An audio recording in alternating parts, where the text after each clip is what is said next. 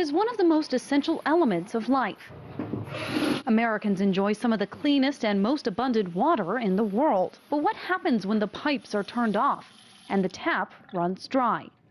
How am I supposed to wash my child? How am I supposed to shower myself? In the largest American city to ever file for bankruptcy, residents are falling behind on their water bills. Now, facing $5 billion in bad debt, the water department is taking drastic measures to plug holes, and that means cutting water.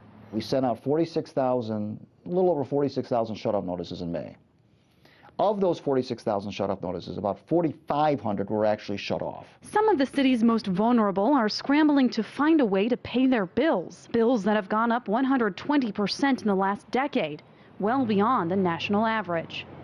The city's water department argues that this financial burden has been put on the back burner by many families who didn't believe services would be shut off. But for Carla Walker Miller, I'm more likely to assume that those are people who decided once their water was shut off not to buy their medicine or not to eat that evening, not to do something that's really, really important, because again, we're talking about a low-income population. This is one of those houses that has had its water shut off. And you can tell that because the Detroit Water and Sewer Department went ahead and painted on the porch that water cut sign.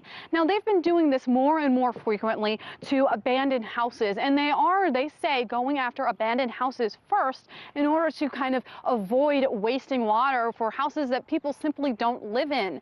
Now, up and down this block, there's one house after another with those water cut signs. These two houses happen to be right next to one another, and they're really relying on the residents to report these houses. However, more often these days, the houses facing shutoff have residents living inside. This is the Detroit Water Brigade headquarters. Groups like the Way Fund and the Detroit Water Brigade are working with residents to get them the water they need in the short term and the funding in the long term to sustain themselves.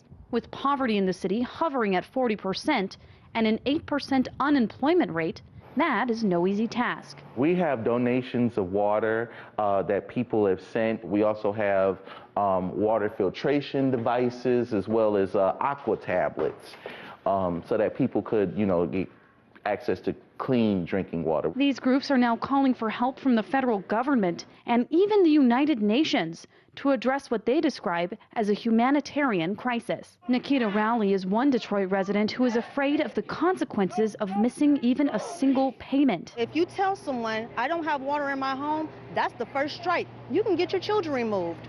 Who do you go to? The water department and say, help get my children back? They don't care. That fear isn't completely unfounded. The Michigan Welfare Rights Organization says that Child Protective Services will come into the home if water is not running. Are you afraid that if your bills keep going up, if they cannot seem to resolve this problem with the payments, that your daughter could possibly be removed? I am.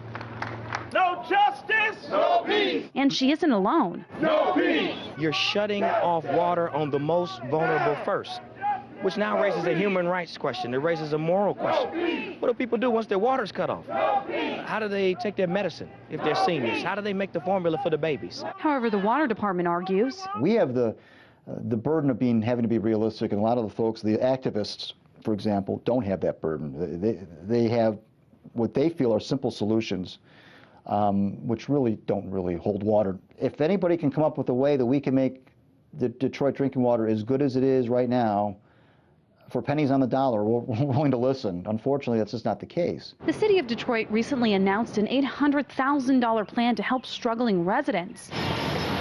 But with water prices set to increase another 8.7% in July, that money is really just a drop in the bucket.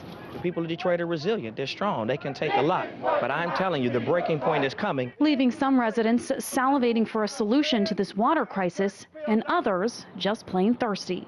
Reporting in Detroit, Michigan, Megan Lopez, RT.